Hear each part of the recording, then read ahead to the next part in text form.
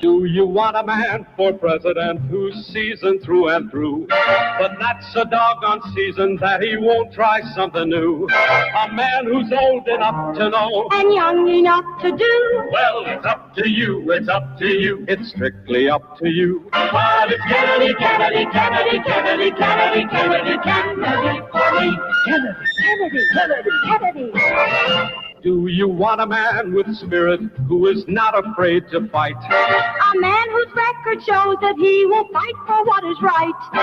A loyal man who'll bring the job a fresh new point of view. Well, it's up to you, it's up to you, it's strictly up to you. Cause it's Kennedy, Kennedy, Kennedy, Kennedy, Kennedy, Kennedy, Kennedy for me. Kennedy, Kennedy, Kennedy, Kennedy. And do you deny to any man the right he's guaranteed to be elected president, no matter what his creed? It's promised in the Bill of Rights to which we must be true. So it's up to you, it's up to you. It's strictly up to you. And it's Kennedy, Kennedy, Kennedy, Kennedy, Kennedy, Kennedy, Kennedy for me. Kennedy, Kennedy, Kennedy, Kennedy. Do you like a man who answers straight, a man who's always fair? We'll measure him against the others, and when you compare, you'll cast your vote for Kennedy and a change that's overdue. So it's up to you, it's up to you, it's strictly up to you. Kennedy, Kennedy, Kennedy, Kennedy, Kennedy, Kennedy, Kennedy, Kennedy for me.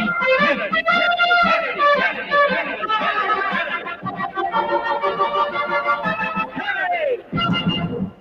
Welcome from my humble second bedroom here in the Saucon Valley, part of the Lehigh Valley, Commonwealth of Pennsylvania, part of these United States.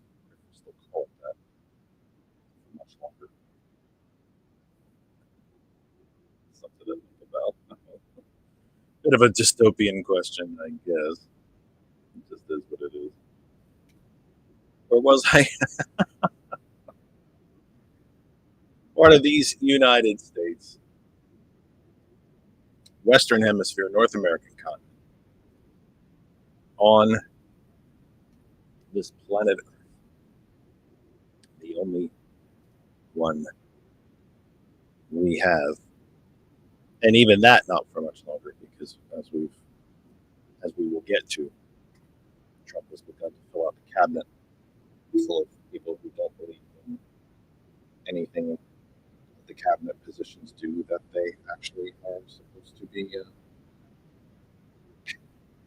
overseen. And you know how it is. Part of the third rock from the sun in the Terran solar system, part of the Milky Way galaxy. This is TKE tonight, Kennedy Effect tonight, for Tuesday, November the 12th. 2024. No George tonight. George is doing what George is really best at doing, which is being just an indispensable family member that he is to his family. And what you know, family member, this would presuppose the fact that he's a family. Washington. But yeah, he is taking care of a family matter. He does a tremendous amount to take care of the senior folks in his family, in-laws, and it's a good thing. He is an underrated development. The show would be nothing without him.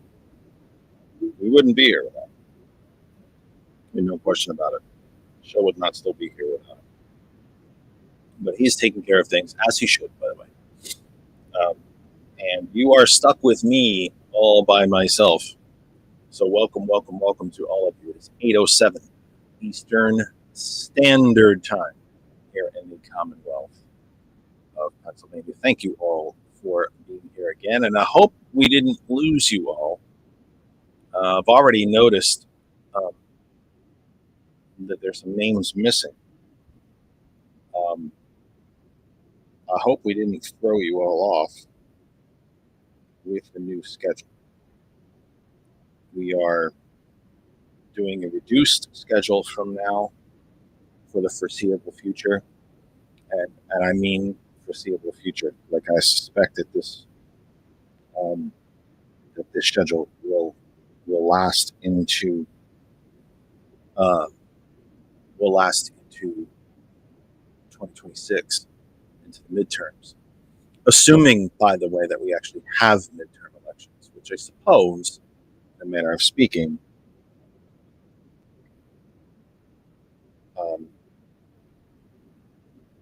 is a conversation for another day, or maybe a conversation for today. But as you know,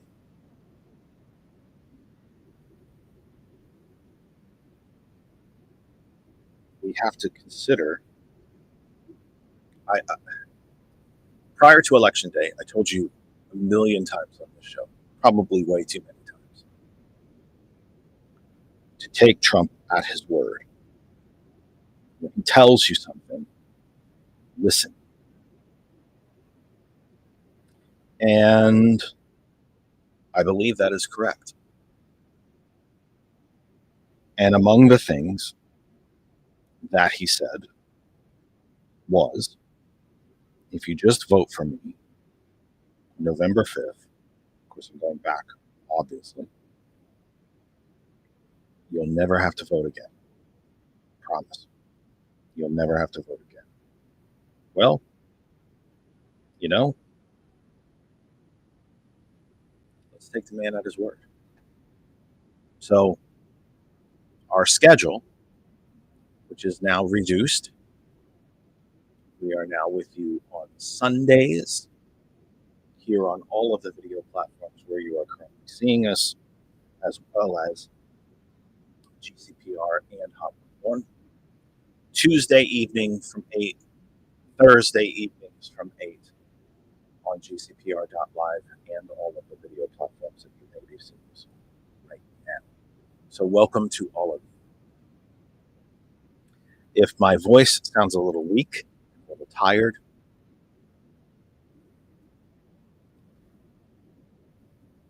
that's because it is. I took what was called a combination pulmonary respiratory test today. I couldn't tell you what the hell the pulmonary part of it was because really all I did was breathe into a machine at different rates of rapidity and holding, trying to squeeze air out of my lungs that I don't have. And it seems my voice is a little weak, a little shallow this evening. So I hope you'll put up with me. Let me get through a bit of the business end of the program, if you will.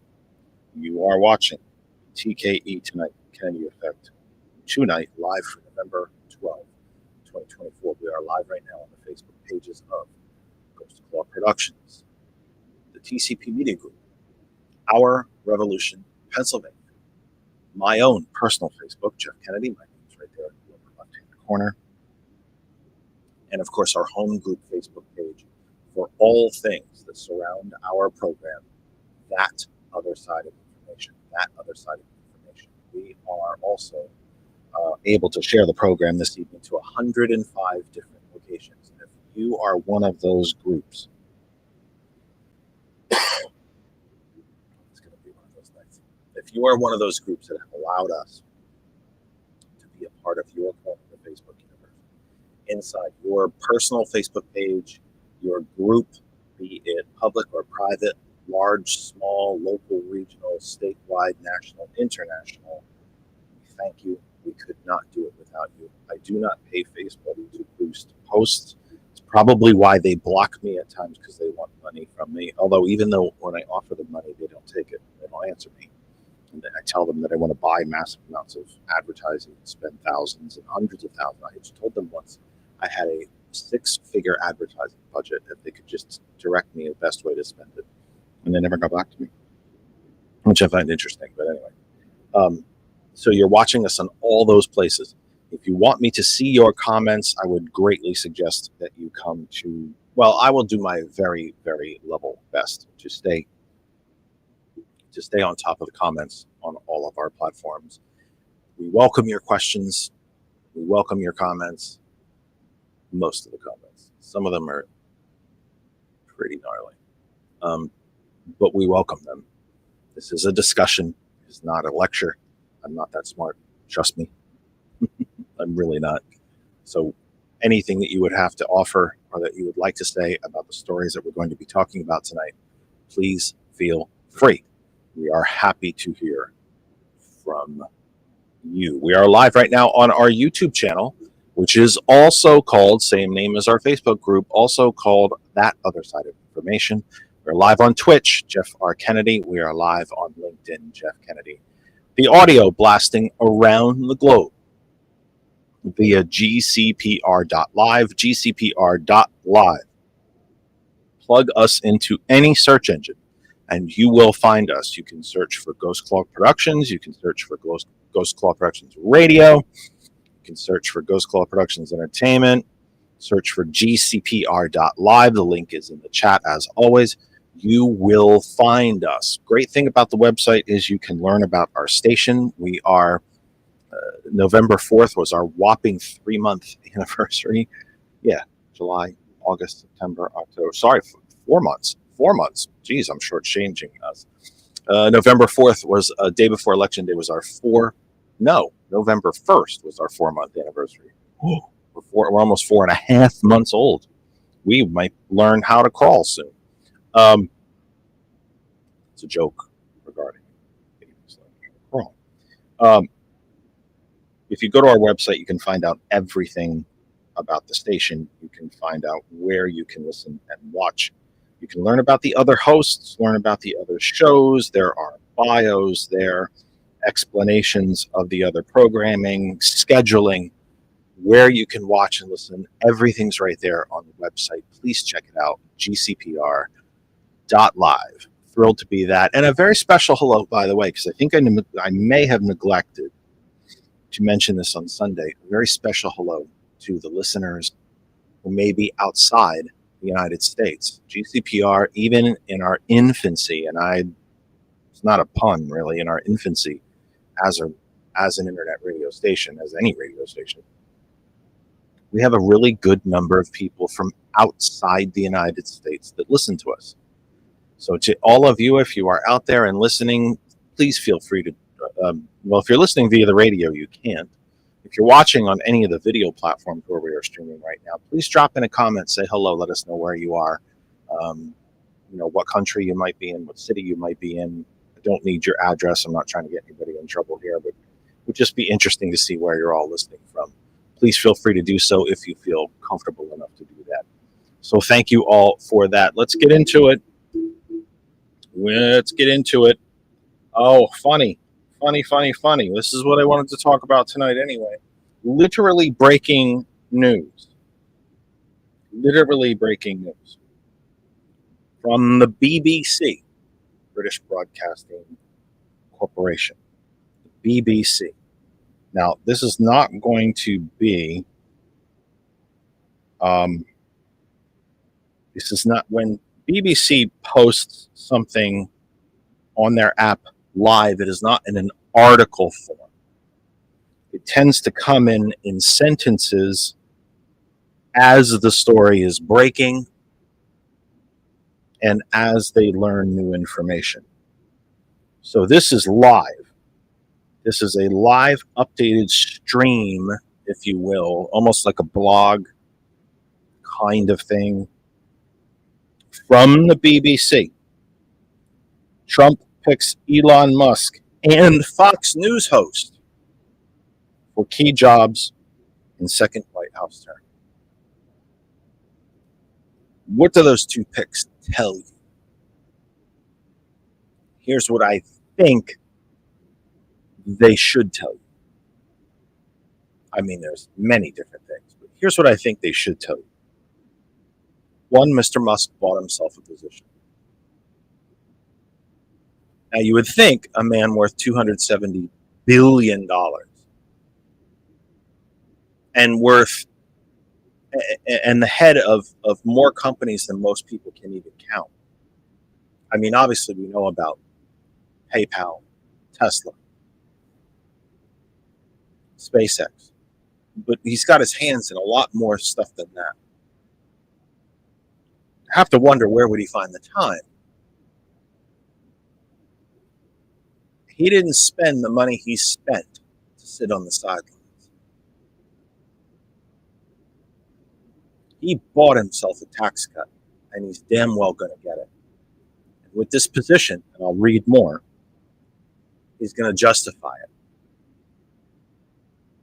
He's going to give himself the biggest tax cut he possibly can. He's going to save himself every dollar he possibly can.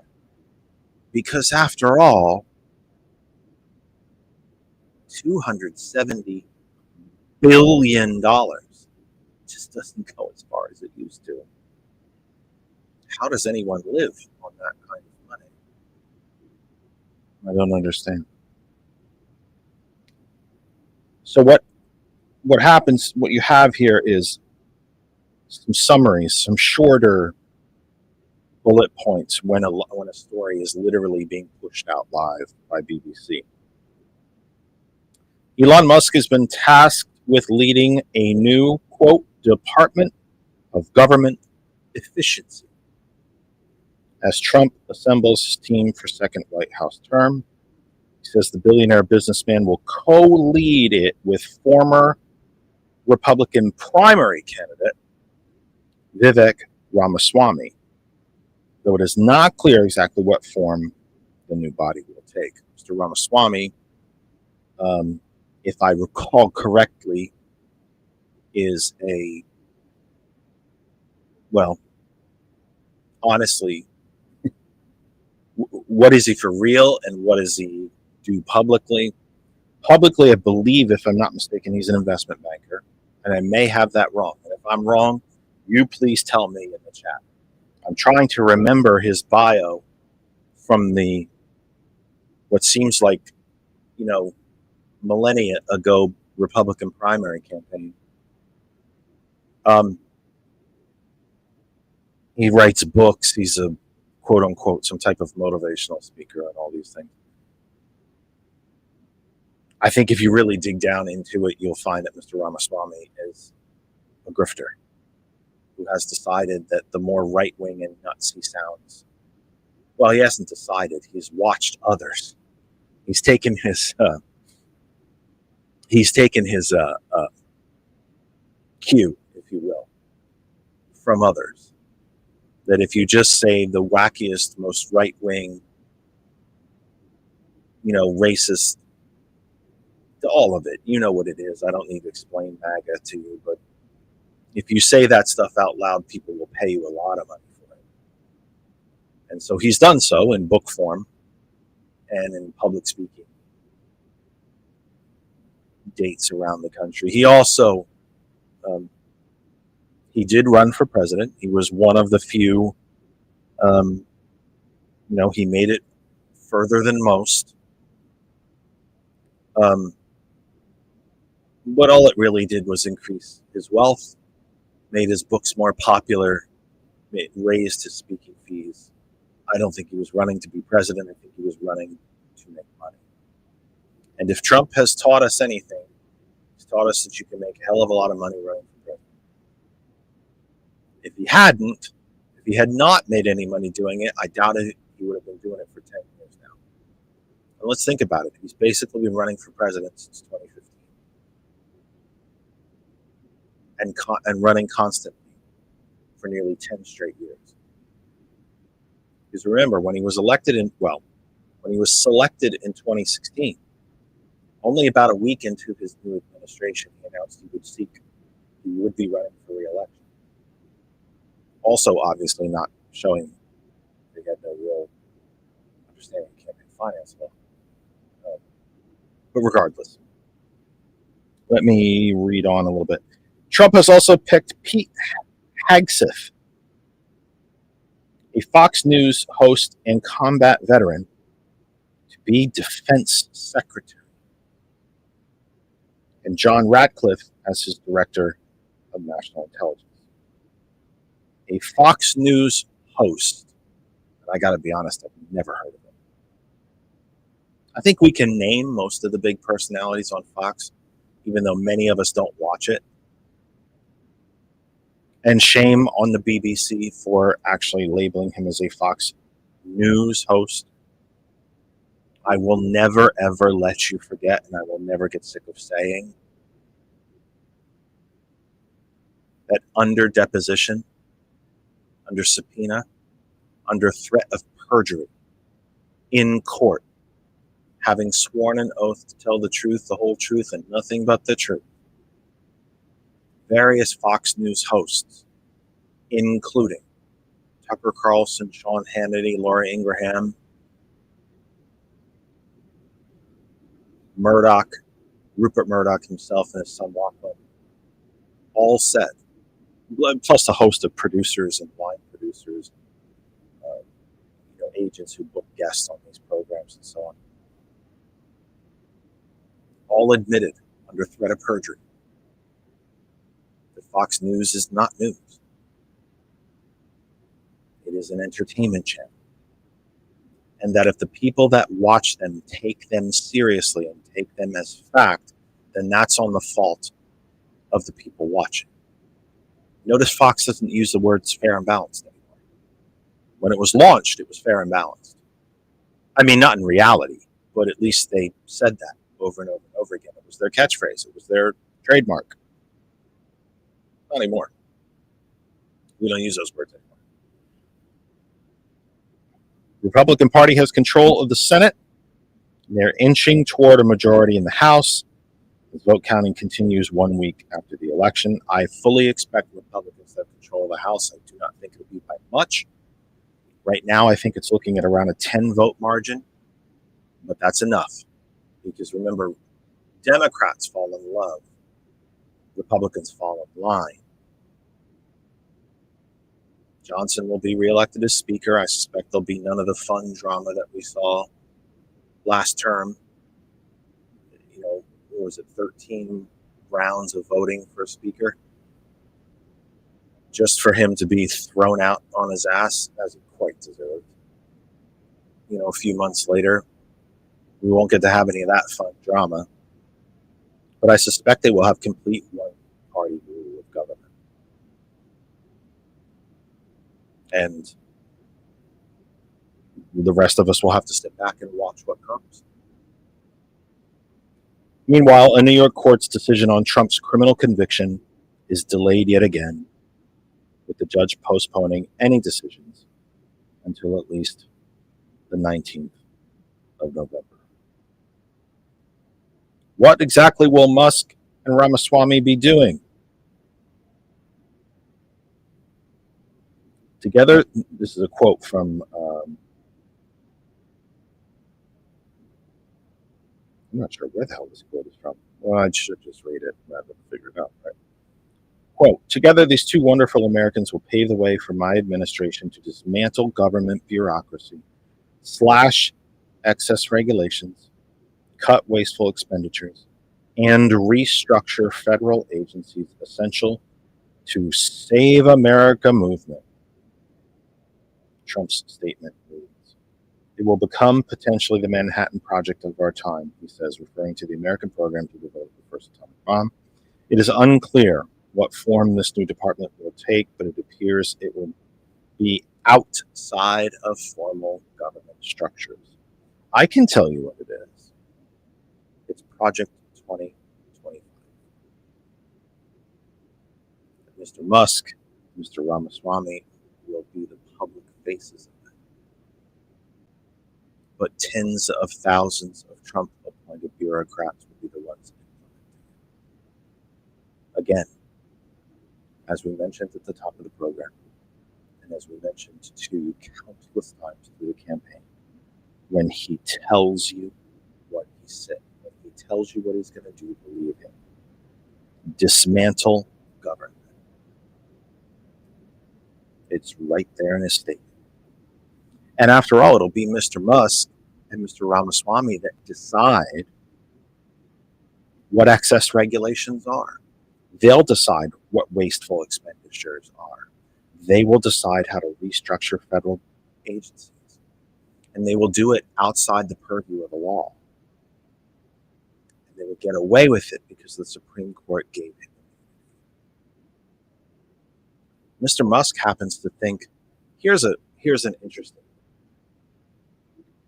What if Mr. Musk should happen to think that NASA, the National Aeronautics and Space Administration, a government agency with which he has contracts worth tens of billions of dollars, what if he should happen to think that NASA, the entire structure of NASA, is a wasteful expenditure? And that everything that NASA does can be done by SpaceX.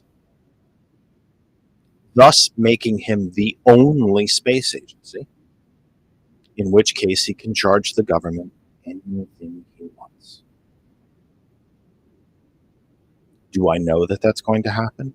I do not. If I could see inside some kind of crystal ball and tell the future, I'd give myself winning lottery numbers and I'd leave the country.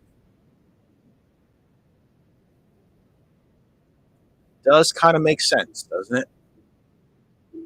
Mr. Musk happens to think that one of his biggest wasteful, unnecessary expenditures in the business world are the very people that work for him.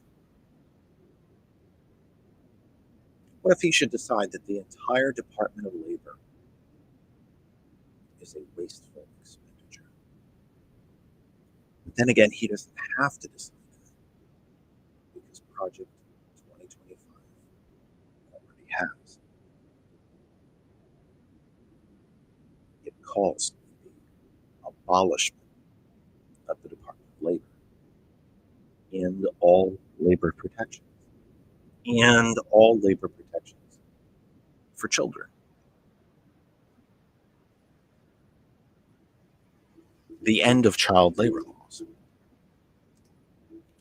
You see how this all starts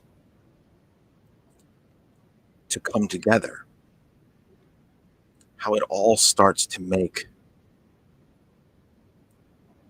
some kind of twisted sense. How it's all linked.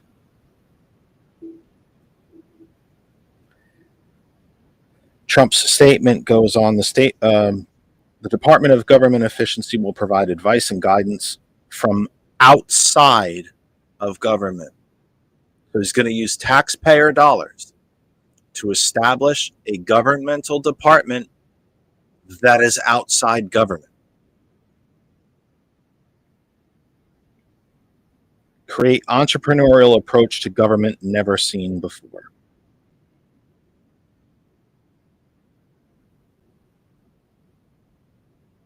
There is a reason a lot of our fellow Americans and voters will say that they want government to run more like a business.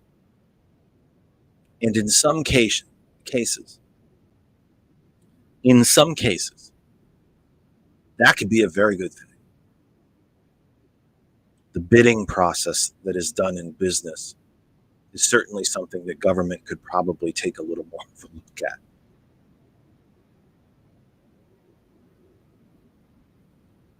The accountability of business to its customers is probably something sometimes, not universal throughout all of government.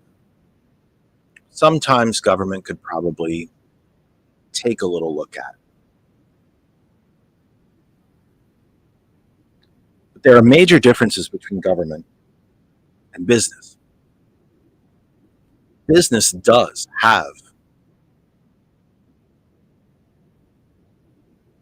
a responsibility to its owners, its investors, its stockholders, to make a profit. There's nothing wrong with making a profit. Nothing. Absolutely nothing wrong with making profit. Here's the thing. Government was not created to make a profit. Government, if you'll pardon the pun, is not in the business of making money. Government does make money on some things. One of the reasons so many lawmakers and so many Republicans sued to stop President Biden's student debt relief is because the government makes money off of it. It's a profitable endeavor for government. It gets back infinitely more money than it lays out to help these kids get through school. Government was not created to be and was never meant to be profitable.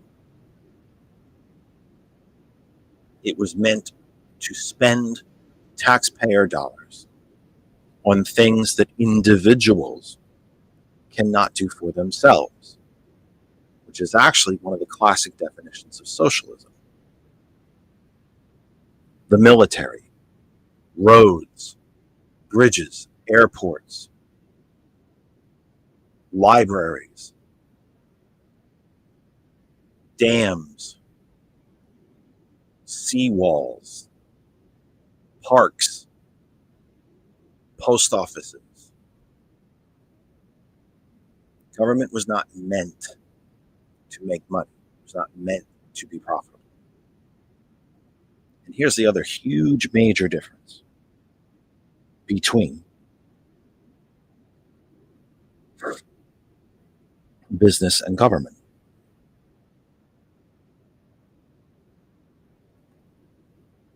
Businesses do not control or dictate or strategize about monetary policy. They do not mint coins. They do not print money. Governments do that. And somebody's going to say, wow, what about cryptocurrencies? Yeah, kind of. Kind of. I can see that. They are, in essence, private currencies. They are unregulated. There's nothing stopping me from creating a Kennedy effect cryptocurrency, assigning it some random value of money, of actual real currency. And all I need is one person to buy one so that I can establish that value. And then I start selling them and trading them. As soon as they're worth anything, I turn them into actual US hard currency and I walk away from it. And it's happening all the time. And it is one of the differences between, it's one of the most major glaring differences between government and business. Businesses do not control monetary policy. They do not mint coins. They do not print money. If Mr. Musk and Mr. Ramaswamy expect to come to government to make it profitable, that's troublesome. Not just because government was never created to be profitable, but also because it just means there's that much more that they will slash. And let's remember, Musk, they're interchangeable at this point. Musk spent hundreds of millions of dollars, which, by the way, is pocket change for him, to get Trump elected because he wanted a tax cut, or he wants currently a tax cut. Musk now is in control of helping to determine how big that tax cut's going to be. Because the more government he eliminates, the less revenue government, at least supposedly, will need. He gets to control his own tax cut.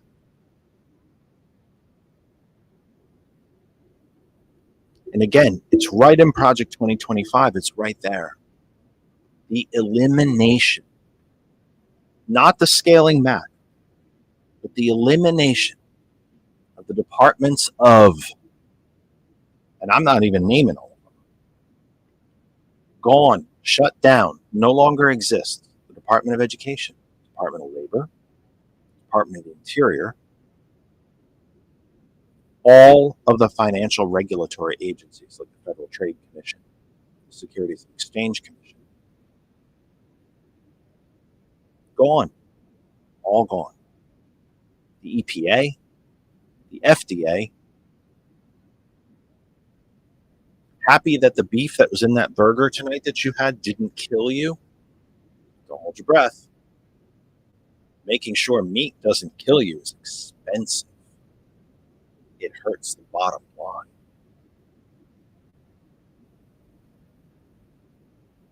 Project 2025 calls for the massive scale back of the Internal Revenue Service, because it's a lot easier to cheat on your taxes if there's no one looking. It also happens to call for the elimination of taxes on the wealthiest people and largest corporations in this country. I wonder if you're the person, because I'm going to be honest with you, I don't know what that financial cutoff is. But let's just say that that Project 2025 eliminates taxes for you for anyone who earns $1 billion or more. Boy, I'd be pretty pissed off if I was the guy who only made $900 million. Kind of wonder where the cutoff is there, don't you?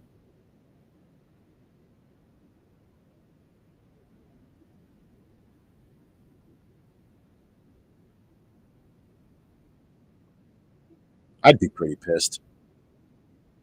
I'd be pretty upset.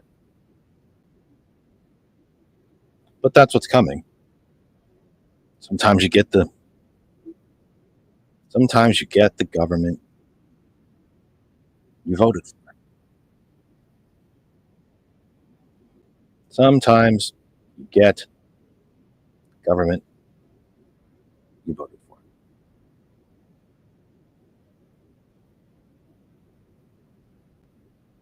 So here we go.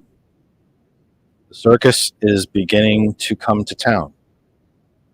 The pieces are beginning to move on the chessboard.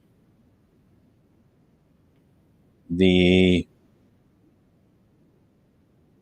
cabinet appointments are beginning to be made. You are watching TKE Tonight, the Kennedy Effect Tonight, for the 12th of November, 2024. It is a Tuesday.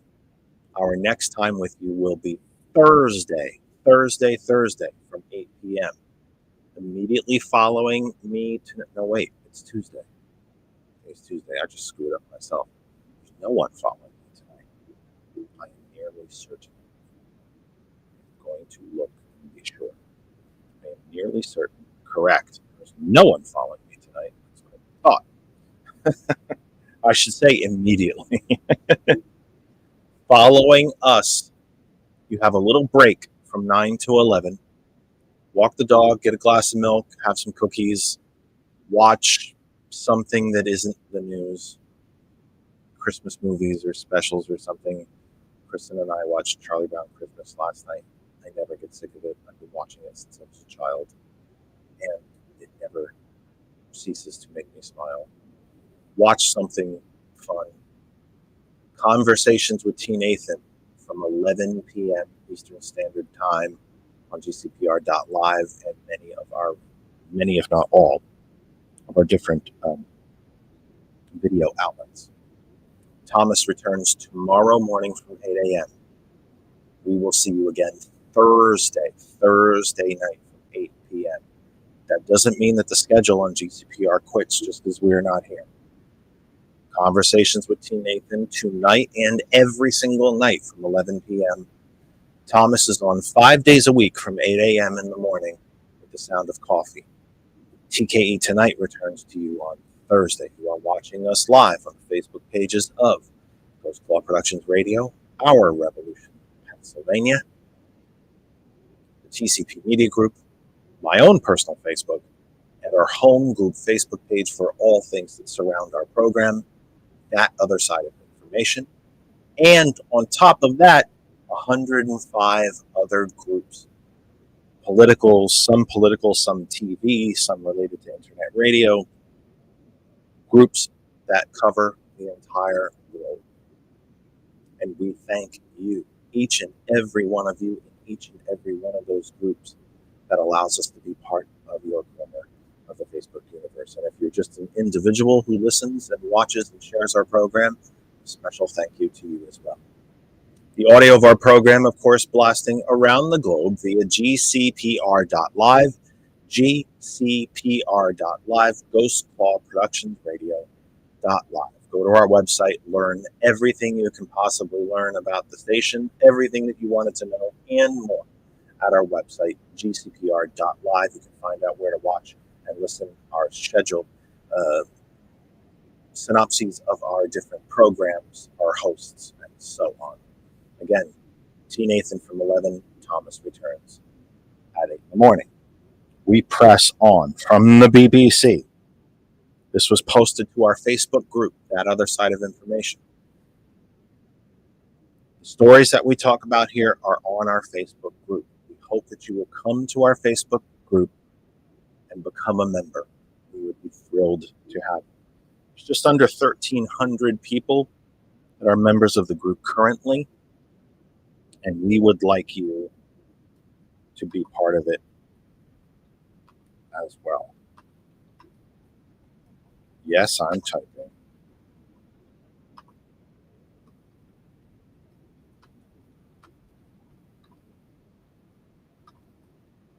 Now, when I look up, will I have spelled it incorrectly? I guess we know. From the BBC, this was updated 20 minutes ago. There's probably some updates in here from the top of the hour from the article that we were reading earlier. Who has joined Trump's team so far? Question mark. Sam Cabral, Amy Walker, and Nadine Youssef report for the BBC. I have said to Republicans that watch and listen to this program, and I know that you're out there. I get it. How are you going to decide whether I deserve to be put in a Democratic detention camp if you don't watch the program? So I know that you're watching. I don't think there's a ton of you, by the way, but I do know that there are some. If you don't trust domestic media, and this is something else I've said on this program a billion times too, but the thing about radio, there's a scientific sort of study about radio that you have to repeat the same thing over and over again for people to remember it, because it's audio only. There's no visual behind it. So you repeat it over and over and over again. That's why if you listen to a baseball game on radio, they give you the score multiple times in it. They describe the stadium. They tell you who's playing. They paint a picture with words. One of the ways that we do that is to repeat things. So if you are, I suppose, honestly, it doesn't matter what political persuasion you are, but if you find yourself distrusting domestic media, and I got to tell you, at times I find myself doing it too because of the things that they do not report on. Not just what they do report on, but what they don't report on. There are a myriad of other sources that are out there for you to actually get facts, to get the actual truth of what's happening. The BBC is one of them. I highly recommend it. The CBC is another one, the Canadian Broadcasting Company. NHK from Japan. This is really going to set some people off. Al Jazeera. They're all good. The Guardian. They're all good foreign sources to get reporting on what is happening here in this country. If you don't trust CNN, MSNBC, Fox told you in court that they're an entertainment channel and that they lie for business. They lie for a living. So we know we can't trust that. Even if you don't trust things like NPR, there are foreign sources where you can get factual, unbiased news about what's happening here in this country. The BBC is one of them. Donald Trump has made the first hires of his incoming administration, naming a chief of staff, a border czar, a national security advisor, a U.S. ambassador to the United Nations, and an environmental protection agency head. Now, before everybody's heads explode, why would Trump name a head of the EPA if he intends to shut it down? Because he intends to shut it down. When I get to read about the gentleman that he named head the EPA, you'll understand. He's there to destroy the agency. Remember Betsy DeVos? Nearly half of all the public education in the state of Michigan is private. It's for profit. The DeVos family became billionaires by running these private for-profit schools paid for by taxpayers. Taxpayers of Michigan made the DeVos family billionaires. He made her the head of the Department of Education, a department that she had said in public she did not think should exist. She didn't think public education should exist, that it should strictly come down to money. If you can afford it, then buy it. And if you can't, you don't get it. Sounds like medieval Europe to me. The landed gentry and the illiterate serfs. DeVos thinks if we can't afford an education, then we're no better than illiterate serfs. But that's okay, because so does Elon Musk. So does Donald Trump. Let us read on.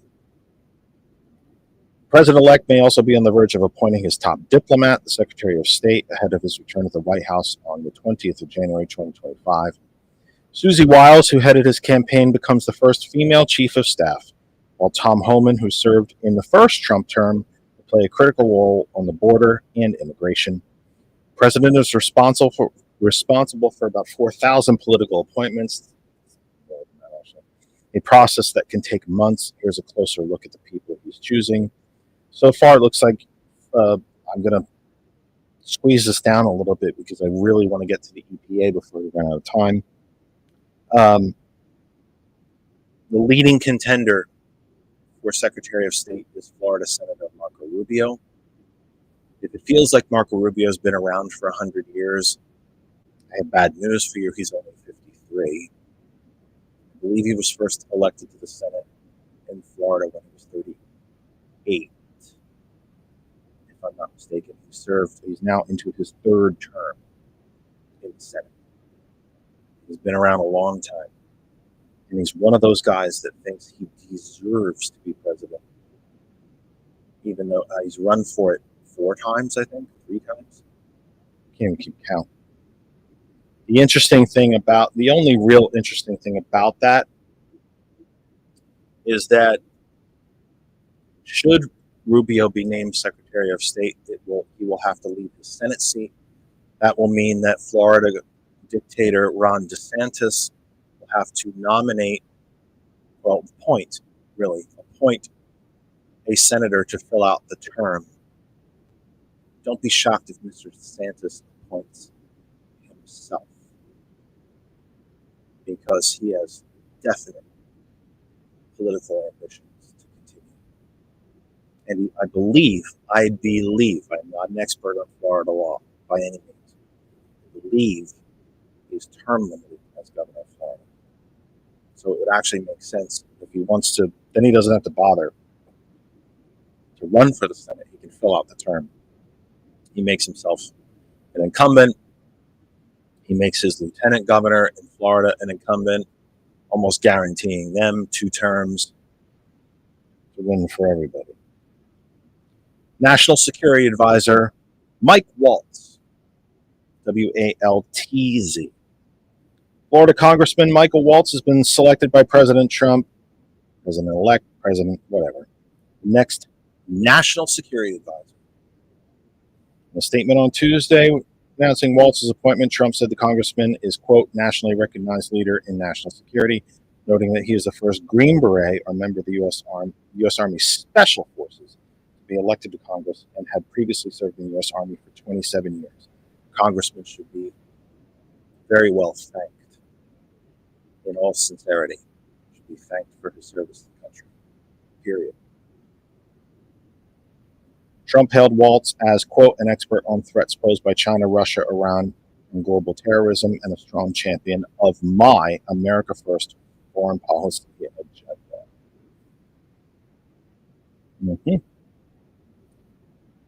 His America First foreign policy agenda includes completely abandoning Ukraine and allowing Russia to overrun. It also means quite possibly leaving NATO. Not just reducing our role in NATO, but leaving it. His foreign policy included leaving the Paris Climate Accords. He did it once. Why would he not do it again?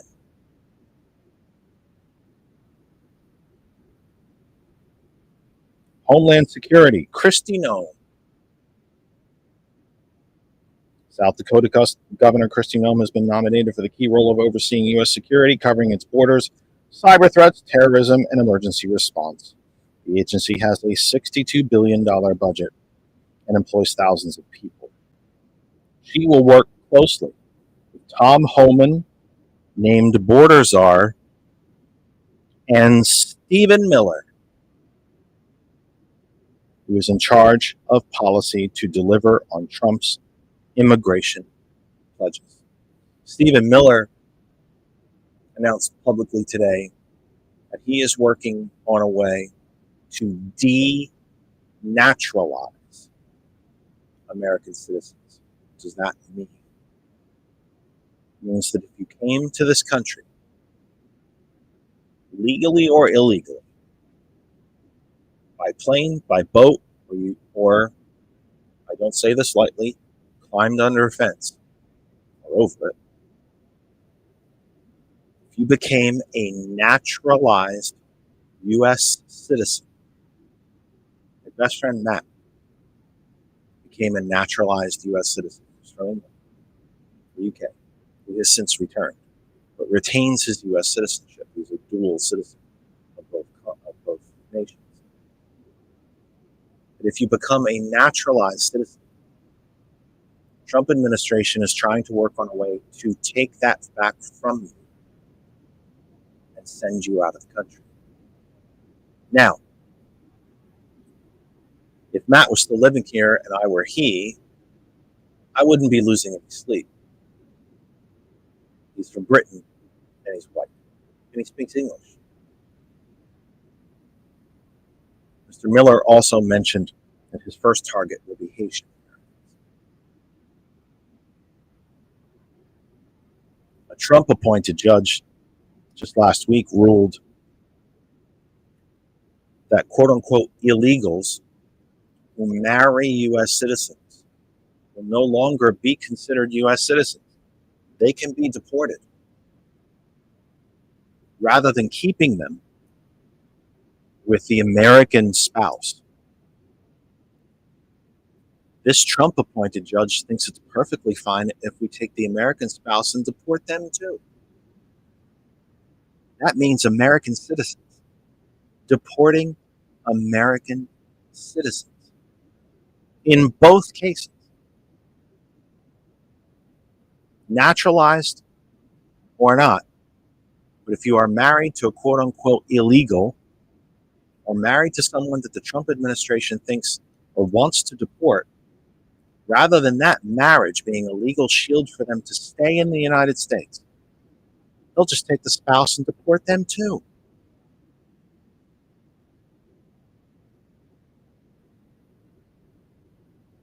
Does this sound dystopian to you?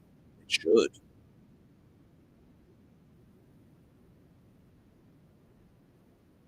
Border czar Tom Homan. This is a critical job because it includes responsibility for Trump's mass deportations of millions of undocumented migrants, which was a central campaign pledge. Trump made the announcement on Truth Social, calling Homan a stalwart on border control. The former police officer was acting director of the U.S. Immigration and Customs Enforcement in Trump's first term and has advocated for a zero-tolerance stance on the issue. He was in charge of ICE. ICE that was doing 80s-style raids, looking for what they felt or undocumented workers, or kind of just the nationality that they didn't want in the country.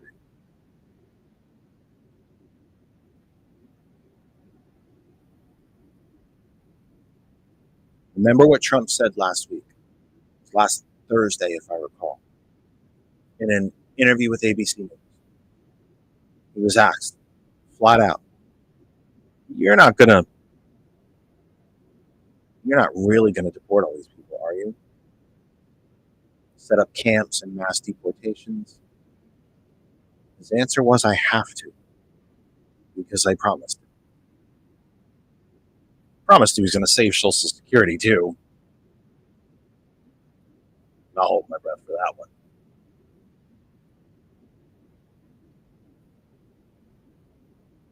United Nations Ambassador Elise Stefanik, the great chameleon. The woman who was first elected to the U.S. House as a moderate, across the aisle, get things done, smart, policy, issue-oriented, solutions-based member of the House, who dove head deep, the deepest end of the pool, into MAGA land, and hasn't managed to resurface quite yet. She's actually become quite known for her foul mouth and very abrasive personality, exactly where she should be at the United Nations. An institution built on talking to each other and communicating and diplomacy. New York Congresswoman Elise Stefanik has been tapped to serve as the U.S. ambassador to the United Nations. Stefanik made national headlines with her sharp questioning in congressional committees first at Trump's 2019 impeachment hearings, and again this year, quizzing college leaders about anti-Semitism on campus. Certain political appointments in the U.S., including the UN ambassador job, require the approval of the U.S. Senate. Trump has demanded that the Senate leader let him make appointments without traditional confirmation votes. So that constitutional clause about advice and consent of the Senate, Trump's already said, we're going to blow that off. But then again, he's also said we should suspend the Constitution. On the 20th of January, he's going to put his hand on a Bible and take an oath to uphold and defend the Constitution. He will then ignore it. But he can't violate an oath of office, can really, when the Supreme Court gave you blanket immunity. Violating the Constitution is violating the law. It is breaking the law. That's how this country has viewed it from the beginning. He's been given immunity. So on one day, he'll swear to uphold and protect it from all enemies, foreign and domestic. Later that day, he'll violate that oath and become the enemy, foreign and domestic. Head of Environmental Protection, Lee Zeldin. Lee Zeldin, a former New York congressman, has agreed to lead the Environmental Protection Agency. Both he and Trump said the Senate will still need to confirm his appointment. Again, we just read Trump has demanded the confirmation votes not take place and are not necessary. He can put whoever he wants, wherever he wants. He will be in charge of tackling America's climate policy in this role.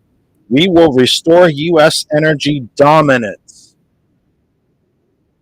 The United States is the largest producer of fossil fuels and largest exporter of fossil fuels on Earth already.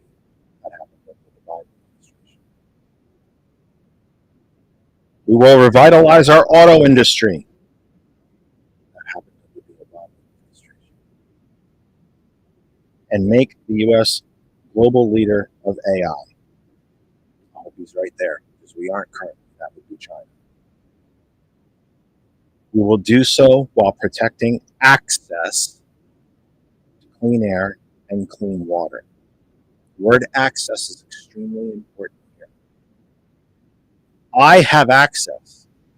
One of the things I've always promised that I would waste money on, and I do mean waste, if I ever won one of these crazy big lotteries, 100 million, 500 million, we now see lottery jackpots that are $1 billion, $1.5 billion. One thing I always said I would really blow money on is an Aston Martin, the British supercar, the James Bond Aston Martin, because I think they are absolutely visually stunning, and they're simply one of the finest automobiles on the planet. They range anywhere from $250,000 to several $1 million here in the US. Technically,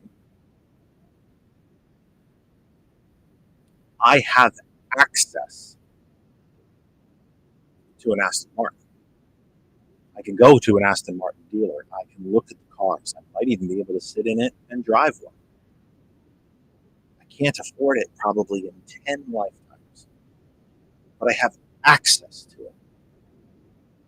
So the key word here is access. Access to clean air and water. In this modern era, in this not even really post-Reagan era, but post-George W. Bush era, when he tried to privatize Social Security, the word access has become very tricky. Republicans love to use the word access. I want every American to have access to great health care. Okay. What access has come to mean on the right is you can have it if you can afford it, if you can pay for it. Just like we talked about a few minutes ago about education. I want every American child to have access to the greatest education on the earth, but only if you can pay for it. If not, and you're 10 years old, 12 years old, go work in a mine in West Virginia. Go to a meatpacking plant in Chicago. Access only means if you can afford it. So Zeldin is telling you straight off the top, access to clean air and water. You can have all the clean air and water you want if you can pay for it. Everybody else live downstream from the mass amounts of chemicals which will now be poured into every waterway in this country. Will the Cuyahoga River in Cleveland be able to catch on fire in the next 4 years? Randall will know exactly what I'm talking about. While serving in Congress from 2015 to 2023, Zeldin voted against expanding a number of environmental policies.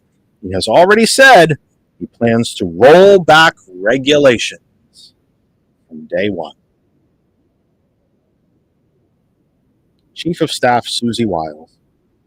Susie Wiles and campaign co-chair Chris LaCivita were the masterminds behind Trump's victory over Kamala Harris.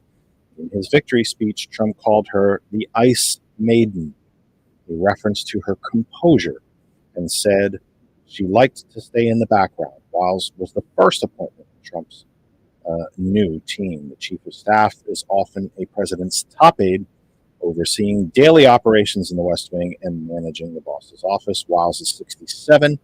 He's worked in Republican politics for decades, from Ronald Reagan's successful 1980 campaign to electing Rick Scott and Ron DeSantis in Florida. Ms. Wiles was also interviewed by Special Prosecutor Jack Smith in the stolen top-secret documents case. She helped Trump steal the documents and helped him hide them from the FBI.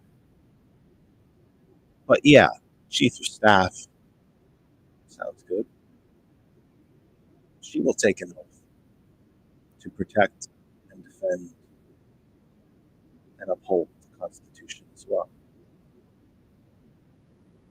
She's already broken it before she ever took veto. This is your team.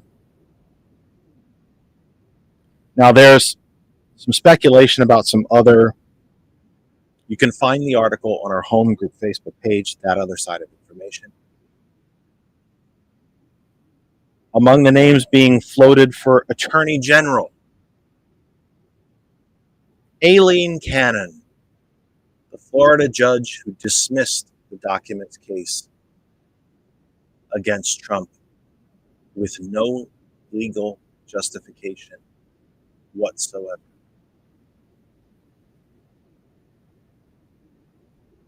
Jeffrey Clark, the January 6th committee named him as someone who helped plan the January 6th insurrection.